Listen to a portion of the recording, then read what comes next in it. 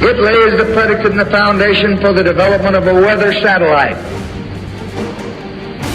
that will permit man to determine the world's cloud layer and ultimately to control the weather, and he who controls the weather will control the world.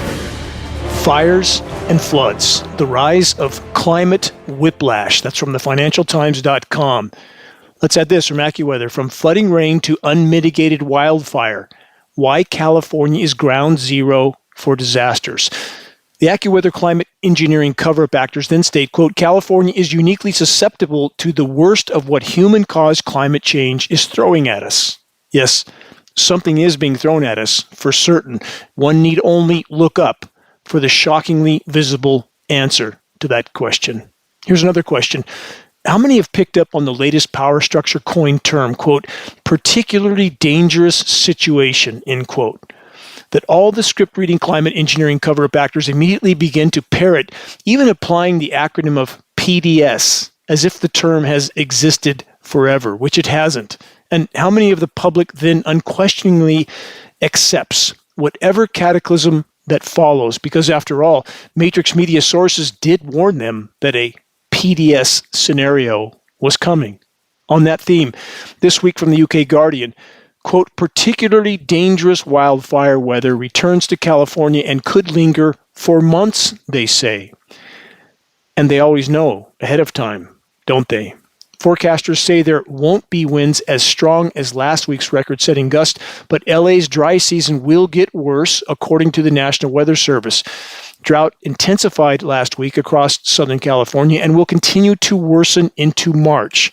This year's historically low rainfall comes after more than 25 inches of rain fell in each of the last two rainy seasons. That rain was toxic. It did not help the trees, the microbiome, or the root systems. And keep in mind, the U.S. military was so successful at causing rain over 50 years ago in Vietnam that international treaties were passed the following decade forbidding weather manipulation and warfare. Do we really think they don't have the technology to create some rain or allow some rain here if they chose to, and not blocking it with atmospheric high pressure zones as they're doing with ionosphere heaters like HARP in Alaska? The report then says, this is again from the UK Guardian, this kind of, quote, weather whiplash is a hallmark signal of the climate crisis. Stop.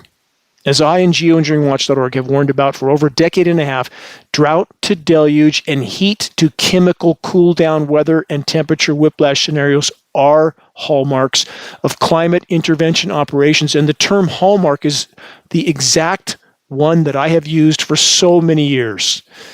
The Guardian continues, should this forecast hold, dangerous fire weather would continue not just during the next several weeks, they say, but well into summer and beyond, and could spread north into Northern California. Well, there you have it. The scheduled warning for the next target zone. And I'm in it.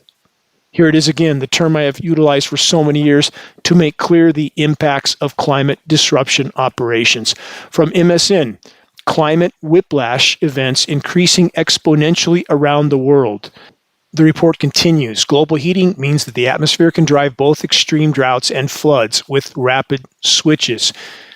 Climate whiplash, the report states, between extremely wet and dry conditions, which spurred catastrophic fires in Los Angeles, is increasing exponentially around the world because of global heating, they say. That's what analysis has found. They continue, climate whiplash is a rapid swing between very wet or dry conditions and can cause far more harm to people than individual extreme events alone. In recent years, whiplash events have been linked to disastrous floods in East Africa, Pakistan, and Australia, and to worsening heat waves in Europe and China, and of course the U.S. Why would they leave the U.S. out? Again, for the record, there can be no legitimate discussion of climate, anything from any perspective, without first and foremost addressing the climate engineering elephant in this equation. How is it possible that we live in societies with so-called educated experts that refuse to tell the truth, and a population that refuses to acknowledge what they can see with their own eyes happening in our skies that are no longer blue? They're typically filthy, dirty, or silvery white and very pale blue at best under a high-pressure dome, with climate catastrophe occurring all over the globe and everybody pretending this isn't occurring in our skies. The MSN report continues, the scientists said whiplash events would rise exponentially as heating continued, more than doubling if the world heats to 3 degrees C. That's about a little less than 6 degrees Fahrenheit. And oops, we've already blown through that barrier, though not yet officially admitted. Final bit from MSN. The intensifying of cascading extreme weather impacts urgently needs to be incorporated into disaster planning and infrastructure design. Stop. Good luck with that. Our only chance of buying time is to fully expose and halt the climate engineering insanity. There are no mitigation potentials short of that. Keep that in mind. From the New York Times, this headline, we are in a new era, how climate change is supercharging disasters. No mention of global weather warfare by the New York Times. No surprise. On a side note, it seems pandemics are also being supercharged. Imagine that. And of course, that's also being blamed on the now collapsing climate. Never mind the hundreds of level 4 biolabs around the world. What are they engineering? And for who? That blank isn't hard to fill in for any that are looking through a clear lens and paying attention. On that note, next from the UK Guardian, age of the panzootic. That definition means a disease or pathogen which affects a wide variety of species, including us, of course. The headline continues with this, scientists warn of more devastating diseases jumping between species. The Guardian report then states, experts believe the H5N1 bird flu belongs in a growing category of infectious diseases that can cause pandemics across many species, but there are ways to reduce the risks, they say. Right. Just roll up your sleeve for the latest big pharma concoction. That'll fix everything. The Guardian report continues, bird flu possesses a threat that is, quote, unique and new in our lifetime, end quote, because it has become a panzootic that can kill huge numbers across multiple species, experts warn. 3/4 of emerging diseases can be passed between animals and humans. Stop there. Emerging diseases. Keep that term in mind and then ask yourself, emerging from where exactly? The Guardian report then states, the risk of bird flu spreading among humans is a, quote, enormous concern, UN health authorities have warned. Pay no attention to the hundreds of level 4 biolabs around the globe. Nothing to see here. Move along. This is Dane Wigington. You're listening to the weekly installment of the commercial-free, non-political Global Alert News Report, The End of the World as We Know It broadcast, brought to you by geoengineeringwatch.org, the largest and most visited website in the world on the subject of climate engineering operations, aka weather warfare. I will continue to beat this drum. Reaching a critical mass of awareness is the only way forward in this fight, and all of us are needed in that effort. We must reach this critical mass of awareness. Starting a conversation on climate engineering that leads people to a credible source of data is an excellent way forward. Geoengineering Watch will continue all our efforts to be the go-to source on covert climate engineering operations. A conversation on climate engineering can easily be started with Geoengineering Watch awareness-raising materials available on our homepage. Our extremely high-quality printed materials we pass on for less than our cost of producing and shipping. I live for the day when these weather warfare operations that have decimated our planet are fully exposed and halted, and all those that actively or passively participated held legally and morally accountable. Please help us to sound the alarm. About every breath we take, and as I cover this next headline, keep this in mind, geoengineeringwatch.org captured time-lapse footage of geoengineering jet aircraft grid pattern aerosol dispersions taking place directly above the Paradise smoke canopy. Why? What possible purpose could such operations have? It certainly wasn't solar radiation management, and when considering the types of elements we know are being dispersed into our skies, like aluminum nanoparticles, a fact which has long since been proven in hundreds of lab tests, such dispersions could only further fuel the fires below, along with further contaminating every breath taken by anyone caught in the smoke, no matter how far downwind they are.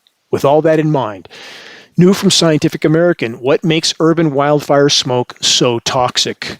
The report then states wildfires burning in cities unleash a toxic, unpredictable combination of compounds into the air. Certainly that's true, but what's missing from the equation? They then say, those far downwind have grown familiar with the orange apocalyptic haze of wildfire smoke.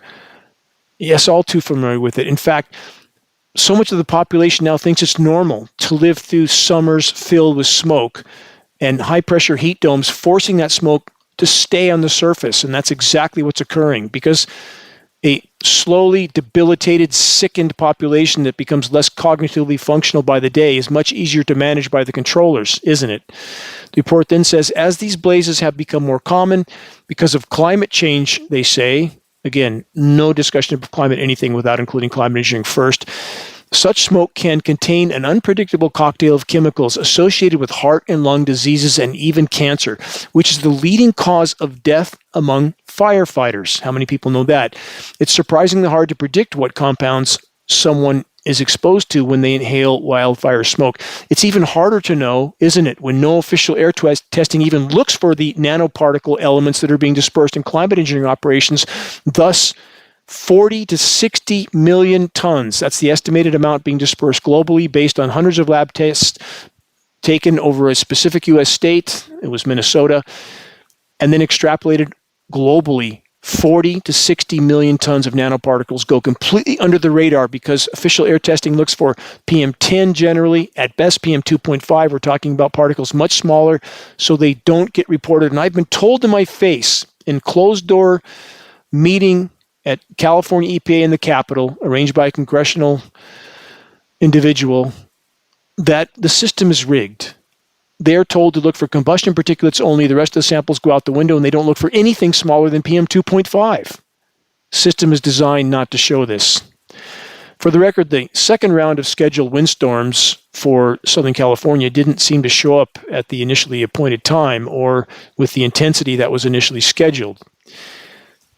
Let's stop and ponder the depth of insanity that we're drowning in. Matrix media and all those that serve them readily acknowledge that there are hundreds of openly publicized weather modification programs and operations that the same sources acknowledge can and do actually modify the weather. Very small single-engine propeller-driven airplanes with a few flares strapped to the wings, dumping perhaps a few kilos of particles into the clouds. The majority of the public also seems to accept and acknowledge that reality. Yet, any and all evidence that proves exponentially larger climate engineering Manhattan operations are being covertly conducted by governments around the world is imminently met with programmed denial by far too many, no matter how shockingly obvious such operations are in our now filth-filled skies that are anything but blue. How many took notice of the Matrix media's subject change this week? Perhaps there was too much attention being focused on the fact that there are many things wrong with the LA firestorms, factors that can't rationally be explained by the official narratives. A meaningful percentage of the population was and is waking up to weather warfare, so the controllers move other agendas forward to change the subject.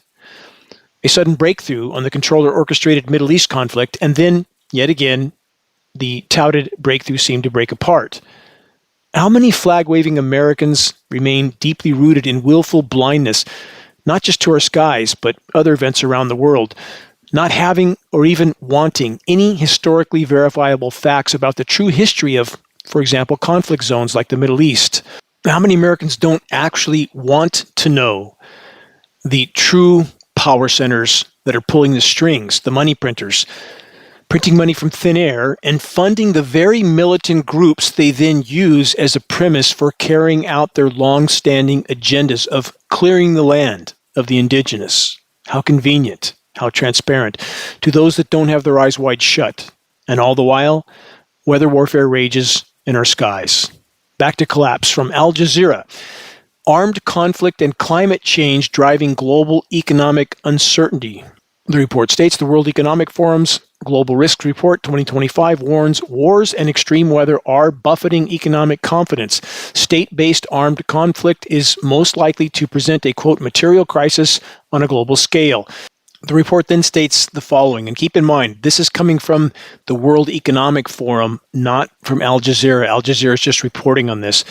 So the WEF report then states, misinformation and disinformation are viewed as the most severe global risk over the coming 2 years.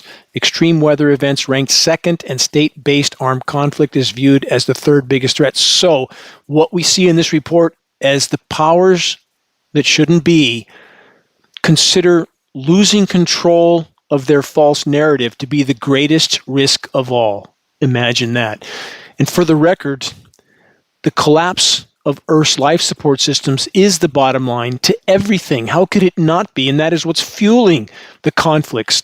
When there's no more food on the shelf, Mad Max on steroids begins, and we are perilously close to that point. The manipulators of the Matrix are acutely aware of this. Thus, they are more desperate and dangerous than ever before. They'll continue to play ever bigger and more blatant cards. LA is but one recent example.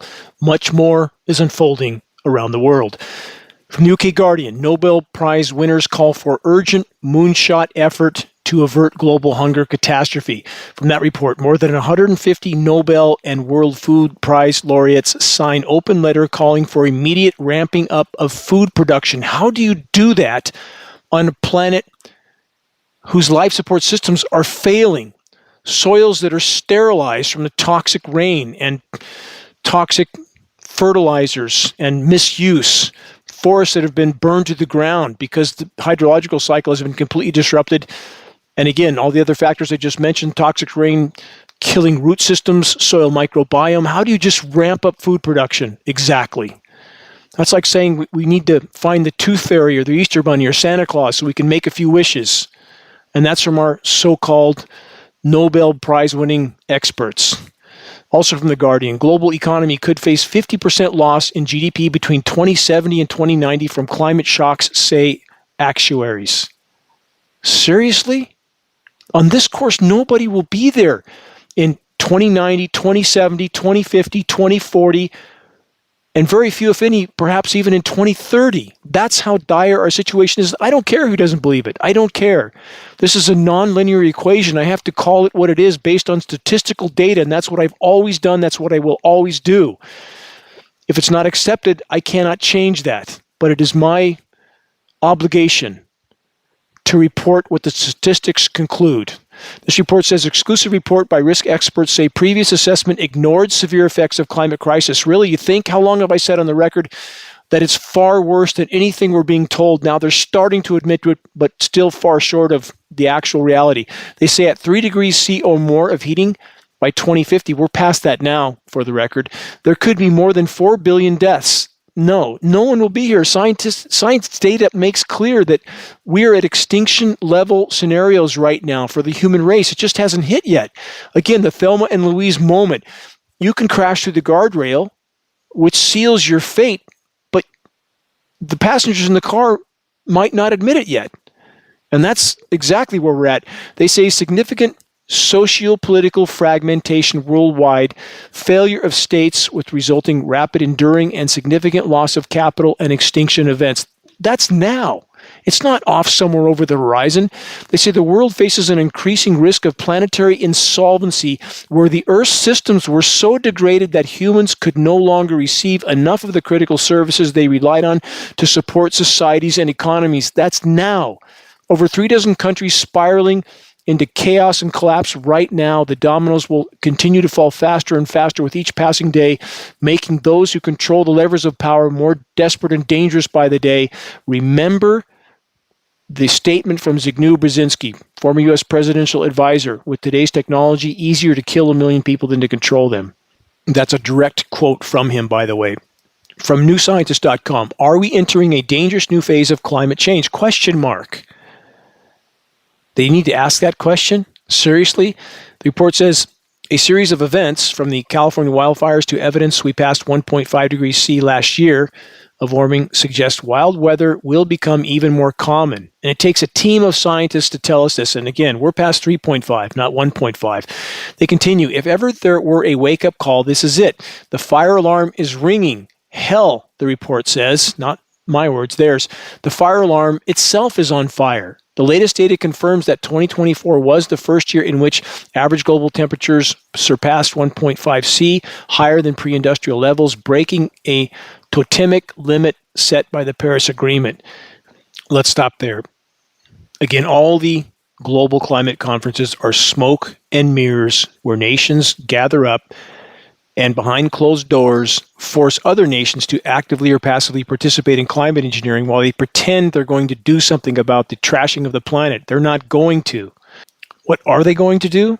Attempt to continue masking the true state of damage to the planet with patented processes of chemical ice nucleation for weather modification, aka engineered winter weather surface cooldowns. With that in mind, from AccuWeather, coldest air of the winter lurks for eastern U.S. next week. The report says the coldest air of the winter is likely on the way as Siberian air lunges eastward next week. This is just a chemically nucleated mass of moisture that creates a cold insulator of air that descends to the surface because it's dense, and then it's pushed into certain regions and they're chemically flash frozen. And it's a very penetrating cold. It feels very unnatural to anybody who's paying attention. Put your hands into some of this chemically frozen material and see how fast they get cold.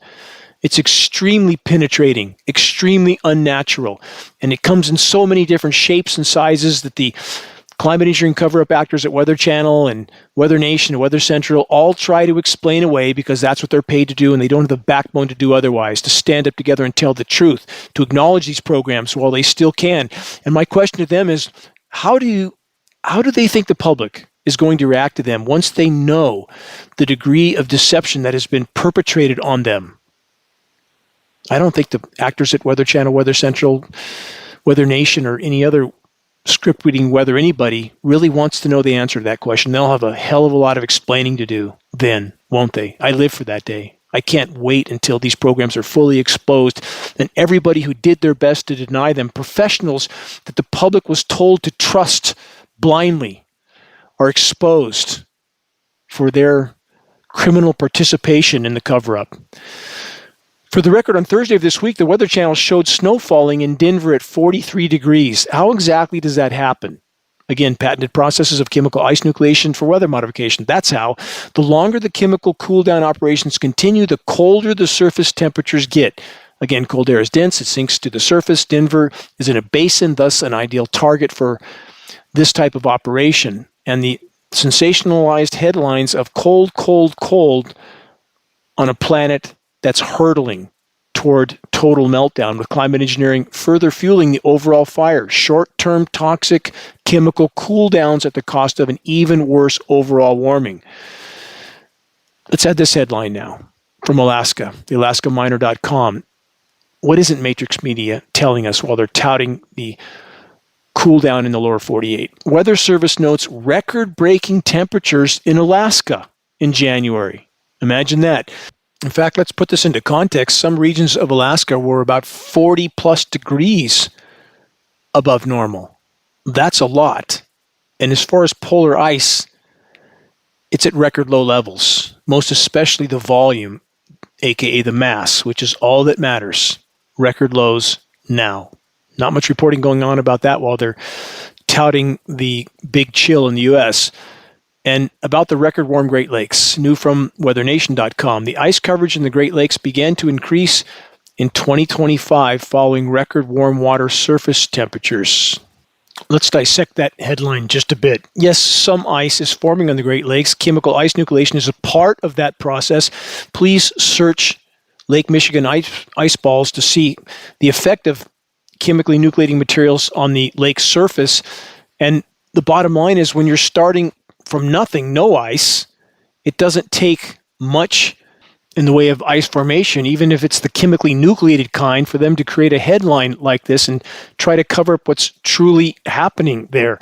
So with atmospheric pressure zone manipulation creating surface zonal wind flows across the record warm Great Lakes, the climate engineers can and are piling up snow in a few localized regions to create the photo images they need to confuse populations as to the true state of the planet and the damage already done to it. Look here, don't look there. That's their tactic.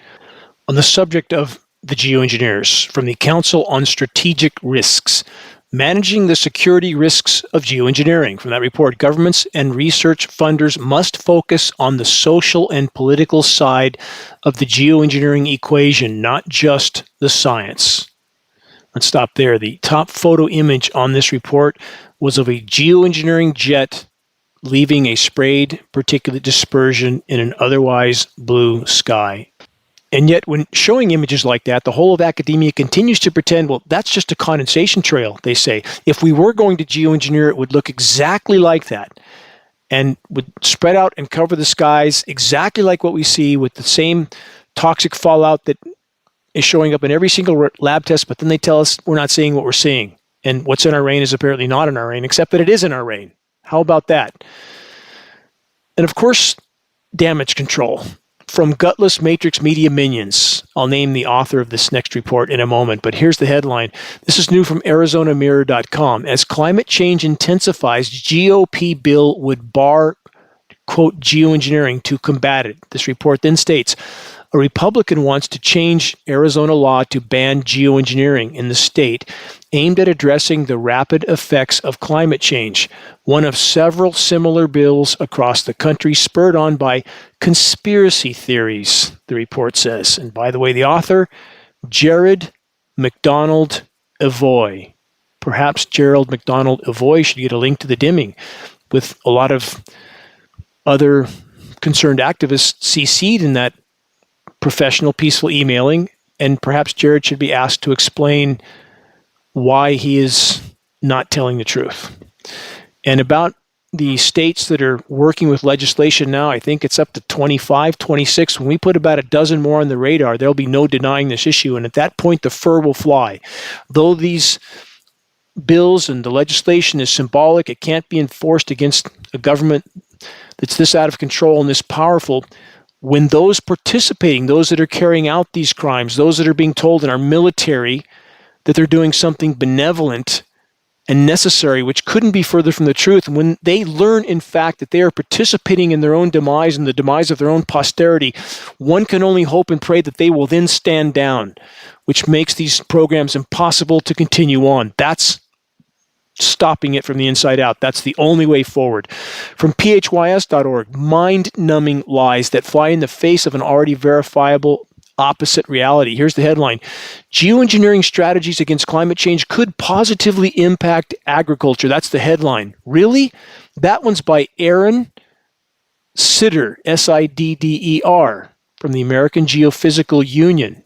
Aaron should get a link to the dimming too, don't you think? He continues, global temperatures are projected to increase by 2.9 degrees C above pre-industrial averages by the end of the century. Again, we're past that now. The report continues, such an increase would severely strain global agriculture, making large tracts of current productive areas unsuitable for crops and livestock, like right now.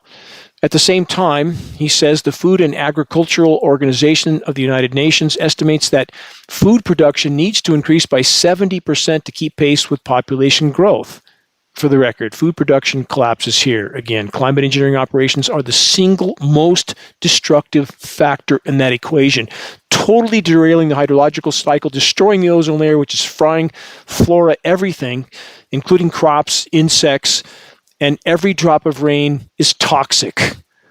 And they're pretending that we might have a problem. We might have a problem by the end of the century. Final excerpt. Some observers have suggested geoengineering strategies like solar radiation modification as alternative approaches. He then ends with this, the effects of these strategies on food production remain largely unexplored. Wow. Let's ponder that rock-solid proof provided by author Aaron Sidder. Quote, some observers have suggested solar geoengineering would save us all from ourselves. Who would suggest that? Except those who print the money. Are you convinced? But then Sidder admits, quote, the effects of these strategies on food production remain largely unexplored. Try to fit all those pieces together. Welcome to the planetary asylum. From levernews.com, the architects of LA's wildfire devastation. The report says developers and real estate interests crushed efforts to limit development in high wildfire risk areas, including LA, and its neighborhoods that are now in ashes. Okay, Pay no attention to the rain-stopping, ozone layer-destroying, firestorm condition creating climate engineering operations. It's all the fault of the developers. Look here, don't look there. Nothing to see. Move along. From earth.org, 3 facts about California's climate that explain the LA fires. Really? More of the usual distract and deceive from yet another self-proclaimed environmentally concerned source that has yet to acknowledge the climate engineering elephant in the equation, which makes them a criminal accomplice to the cover-up of these operations, protecting their 501c3 nonprofit, and that's exactly what they're doing. Been over that in many broadcasts. Geoengineeringwatch.org attorneys spoke to attorneys from every major environmental group, and they all said exactly the same thing. We don't want to lose our 501 nonprofit, and that's sadly the same equation with every single major spiritual institutional leader that I've spoken to. That's what they're worried about, with a few exceptions. Chuck Baldwin is one exception. He's a good man. There's a few more, but only a few. And congregations are needed to hold their leaders accountable, required to, by Scripture, by their own doctrine. I'm waiting for that to take place. From the UK Daily Mail, Mel Gibson slams Gavin Newsom amid LA fires in scathing rant on Joe Rogan podcast. The Braveheart star cited 2011 Jared Diamond book Collapse, How Societies Choose to Fail or Succeed. As he said, quote, "It didn't take long for a civilization to collapse. No, it didn't, and no, it won't. It's here." But let's stop there for a moment. In regard to collapse and the controllers that are most responsible for causing it, here's a question that I believe Mel would attempt to provide an answer to. In regard to the powers that shouldn't be, what nation is absolutely no one allowed to criticize under any circumstances for any reason? Anyone that can't easily fill in that blank is asleep at the wheel. Smart meters and remote cell phone and pager detonations. Think about those two. We know we have the technology to remotely detonate cell phones and pagers, another act by the same power source that I think Mr. Gibson would speak to. And smart meters are much more capable. It's a larger device. It's already remotely connected. There's already verified circumstances of these meters starting fires in homes. As I've stated in the previous broadcast, I saw photos of a fully engulfed interior from a home in a neighborhood that eventually burnt down, but the fire hadn't reached that neighborhood yet. We see photos, even in the Palisades fire and others, of flames coming out of windows of houses with tile roofs, non-combustible walls, exterior walls. Fire hasn't reached that structure yet, but yet it's fully engulfed on the inside. How can that happen? Why were the smart meters so forcefully pushed on populations at the threat of losing power if they didn't accept them? I'll try to elaborate more on that shortly, but think about all of that. Let me continue with this report. Rogan chimed in that he believes that the California governor had put tax dollars towards supporting the homeless population instead of fire prevention. Okay, about that comment from Rogan. Although I have deep disdain for Newsom, is that the best Rogan can do?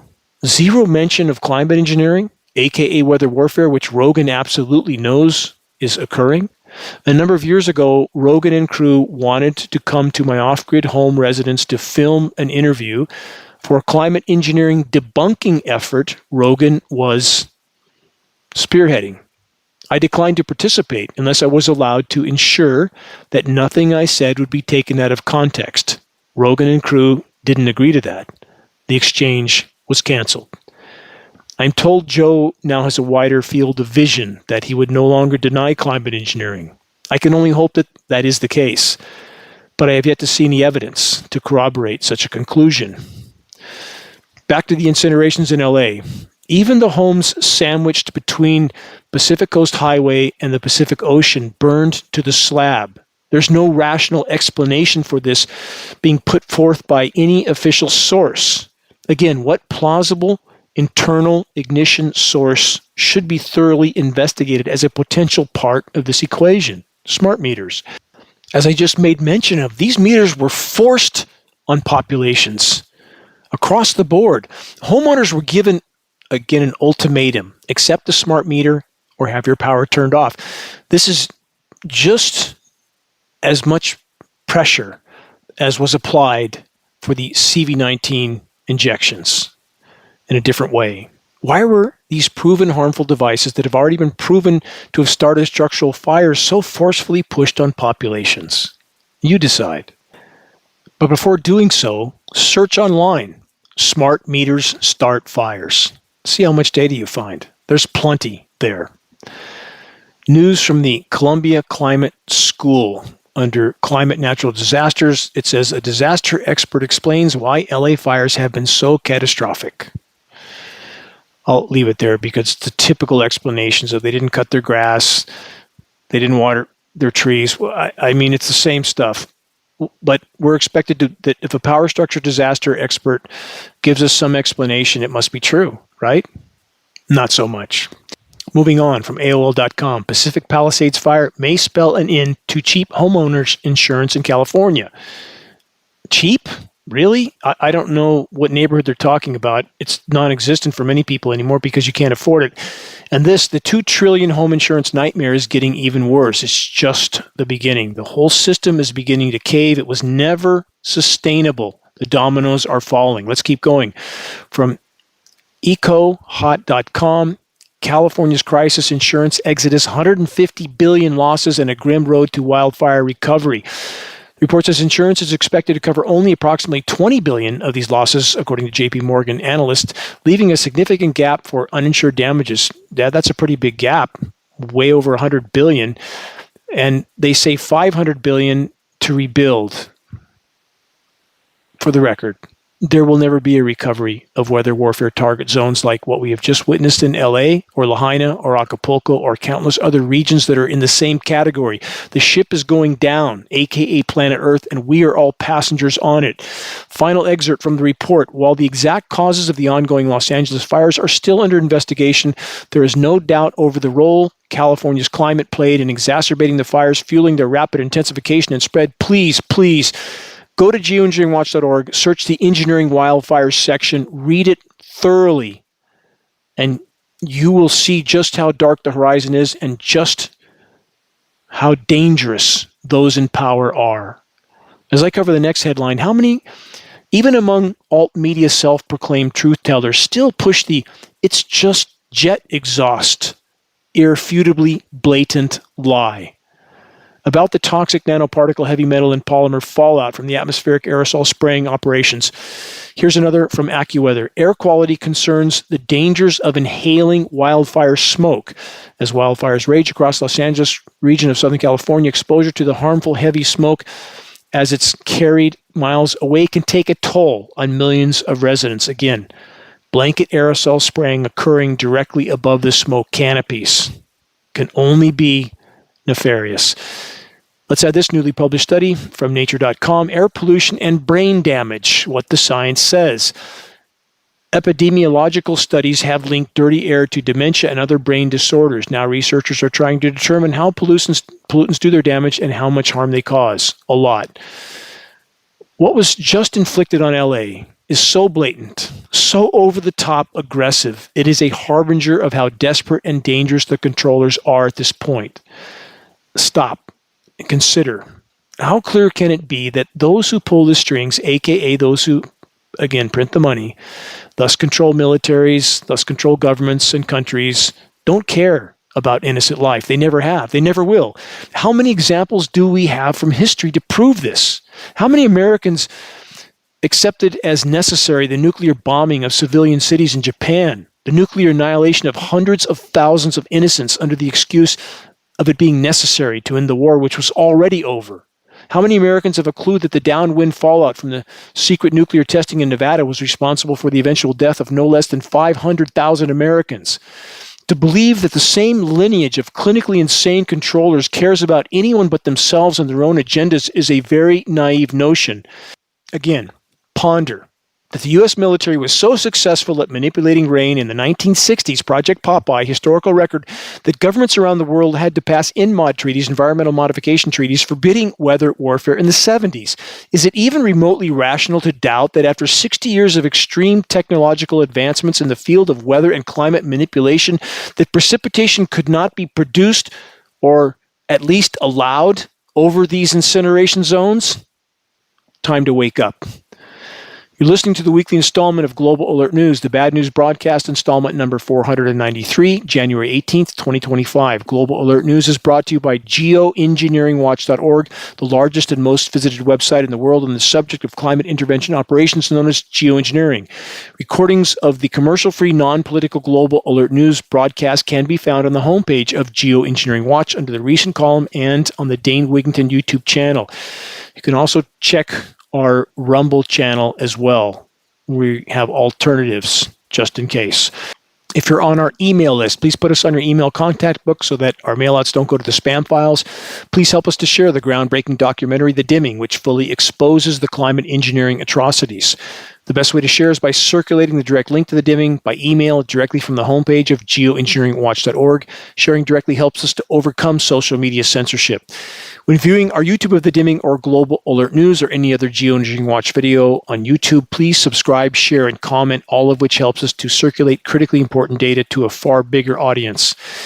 Again, about reaching those that still aren't looking up, start a conversation. Geoengineering Watch awareness-raising materials can work for that, or share a link from our homepage, from your own home computer. All of this is helpful for starting spot fires of awareness. Ask people to stoke those fires and share links, share data as well. Our printed materials, again, can be found on our homepage for personal encounters and sharing data. We pass our printed materials on for less than our cost of producing and shipping. We have Geoengineering Watch hoodies and shirts. Both are on our homepage. We have scannable business cards, bumper stickers, all effective tools to help strike up a conversation on the climate engineering issue. Reaching a critical mass of awareness. Only way forward in this fight. It's up to all of us. If we can expose it, we can stop it from the inside out.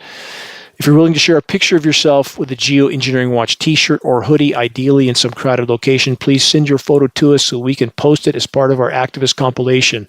That's part of our materials page. The images do encourage others to make their voices heard in this all-important battle to sound the alarm. I realize it's not pleasant to be rejected and ostracized from family and friends, but know that the seeds of awareness you plant will soon be forced to sprout. You cannot put this issue in the rearview mirror. Every single person that you share data with will soon be forced to face it. This issue is like no other, and this issue holds all in the balance. We are all needed in this battle.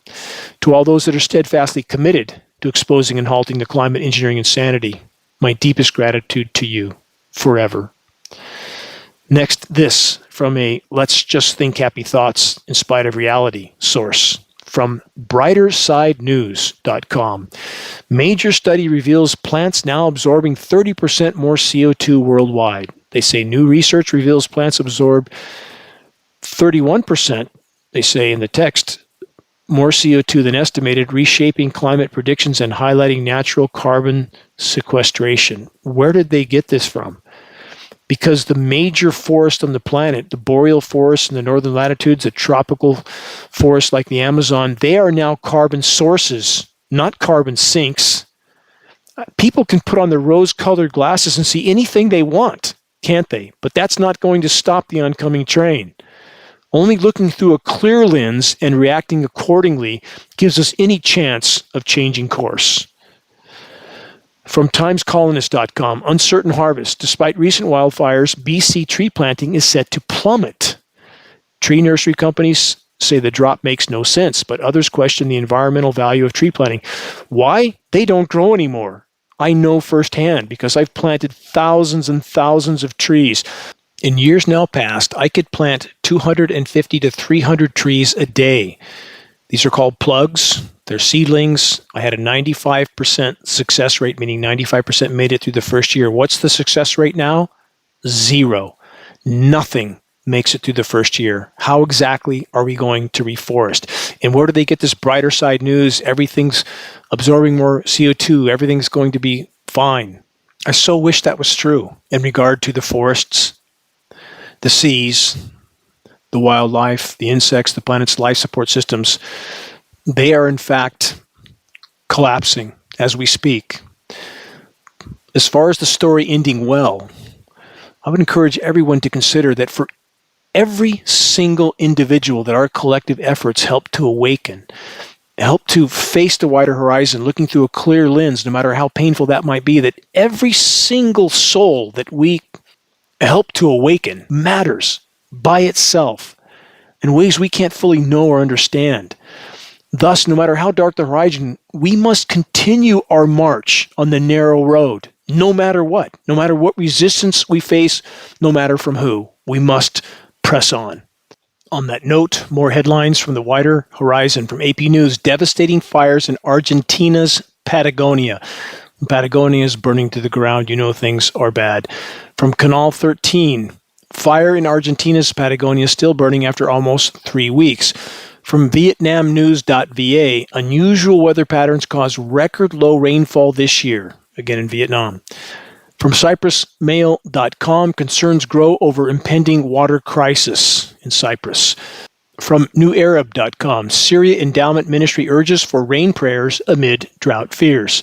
From MSN, illegal wells and over-irrigation spark concerns in Morocco dry zones amid drought. Again, Morocco's already lost well over half of all their cereal crops. They were going to try to buy from Russia, who's lost half of their winter wheat crop.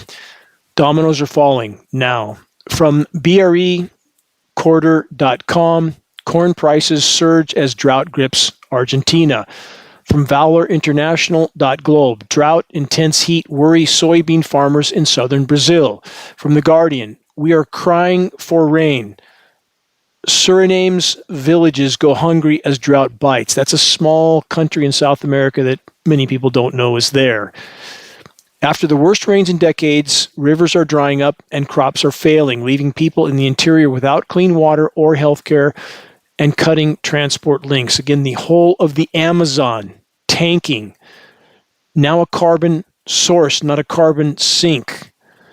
Everything is dying. That's the lungs, the terrestrial lungs of the planet. And the oceanic lungs, the plankton also dying. 90% decline for those that don't know in the Atlantic. Peer-reviewed study, 500 locations, 90% decline in plankton. No plankton, no people. No forest, no people. No insects, no people. No wildlife, no people. All of these are factors now. From MSN, prioritizing food over climate, the shift in global farming policies. That is governments around the globe saying, let's go pedal to the metal even though we're 10 feet from impact. Forget applying the brakes. Let's hit the gas. And that's the mentality that we have running the show here. The clinically insane. Another from The Guardian. UK faces broccoli and cauliflower shortages this spring. That's just the beginning.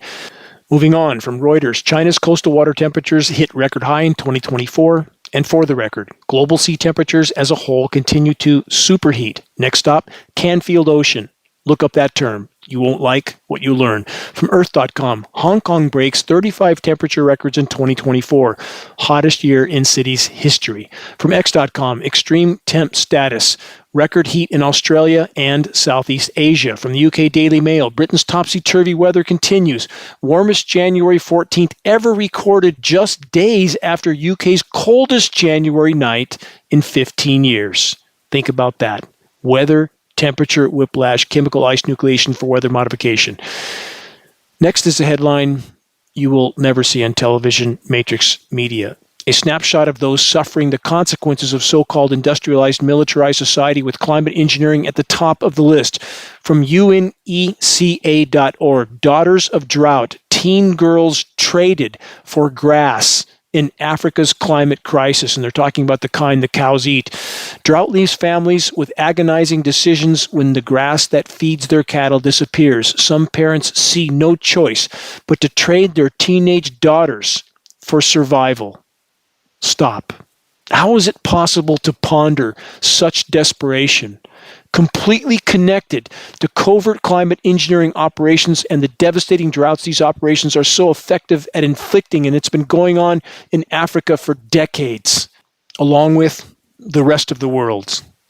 Climate engineering is the covert weapon of control for the power structure, the weapon with which they can and are and have been bringing populations to their knees without those populations ever even knowing they were under assault. If we remain on the current course, their fate will soon enough be our own. As impact at terminal velocity draws ever nearer and the suffering goes exponential, both human and animal, how many more organizations do we see capitalizing on this? Secret society-owned hospitals whose members wear ridiculous hats that clamor for donations in order to treat childhood cancers and diseases while completely ignoring, denying, or even contributing to the core causal factors that are causing all of our children to suffer such maladies in the first place. The Save the Animal organizations are doing exactly the same. With all that in mind, this question, how many children and animals could be spared from suffering, or worse, if the most toxic and destructive human activity of all could be exposed and halted? Global climate engineering operations, the omnicidal weather warfare operations that are the greatest and most immediate threat we collectively face short of nuclear cataclysm. And even on that front, that factor is being made more precarious by climate engineering due to the tension weather warfare is creating between nations, which could cause nuclear conflict at some point, and due to climate engineering's destruction of our protective atmospheric layers, starting with the ozone layer, which in turn makes power grids much more vulnerable to a CME, a coronal mass ejection, a solar flare. If a CME equal to the Carrington event of the 1800s were to happen now, grids would be shut down around the world. Nuclear power plants would not be able to maintain their cooling. Fukushima times 100 or more. Game over. So many roads to extremely near-term planetary omnicide lead straight back to climate engineering. And even now, the vast majority of society, governments, environmental groups, spiritual groups, agricultural organizations, and yes, children's hospitals and Save the Animals charities, all categorically ignoring the toxic weather warfare raging in our skies. Humans and animals are breathing what they're spraying. There's no place to hide anywhere on planet Earth. Previously, I've shared on this broadcast the title of a documentary film that quite literally altered the course of my life's journey, Earth and the American Dream. Please forgive me for repeating that I vividly remember every detail of the setting of that moment that this documentary began to play purely by chance on the TV I had just connected in my isolated Arizona mountaintop home, which I had just finished constructing. This was in 1998. Rays of late afternoon sunlight beamed horizontally into the back patio window through which I could see past the pinyon pine trees across 3 states, literally, western Arizona, the southern tip of Nevada, and into California. I was moved to the marrow by this film, and still am to this day. Earth and the American Dream can be found and viewed online for those that may choose to do so. A much more recent film titled 2073 is now being aired on many movie channels and platforms, and this film also is of considerable importance, though the title should perhaps be 2027 or sooner. What has been will very soon no longer be, but what may yet be saved is worth fighting for till our absolute last breath. These are indeed strange days on planet Earth, and yet for those whose lives are still stable for the moment, deep denial unfortunately often persists and deepens. Again, this example, like a passenger on the front of a sinking ship that is still above the waterline for the moment, with the rear of the ship already under and the waterline rising rapidly as the entire ship goes down, none of it will truly seem real until it is, and that moment draws near for all of us. So, are we to just tuck tail and hide in our cabins on the sinking ship? Absolutely not. There will never be any solace in looking the other way. Rather, true solace only exists in facing the gathering storm head on, without yielding. Whatever our individual situation, whatever our individual circumstances, we are all capable of making a difference, of doing our individual part toward tilting the scale back in the right direction. And this effort will most certainly take all of us. The effort needs to be now. Tomorrow is too late. We must prioritize. This means dealing with the biggest hole in the bottom of the boat first. If by our collective efforts we can fully expose and halt global climate engineering operations and allow the planet to respond on its own to the damage already done, we could at minimum buy time to then deal with other unfolding challenges directly related to humans being horrific stewards of the planet in countless ways, and that is the fact of the matter. So, what now? We don't own our lives. We owe them to the whole, to our children, to the web of life on which our lives completely depend, and to the creator of it all that allowed us to live in the first place. Life is a seasonal occupation at best. What do you want to be found doing with your time when you meet your maker? On which road would you want to be found marching on? Check the activist suggestions link on the homepage of geoengineeringwatch.org for specific instructions on how you can help to move this fight forward. Please make your voice heard, make absolutely every day count. Time is not on our side. Until next week, this is Dane Wigington from geoengineeringwatch.org.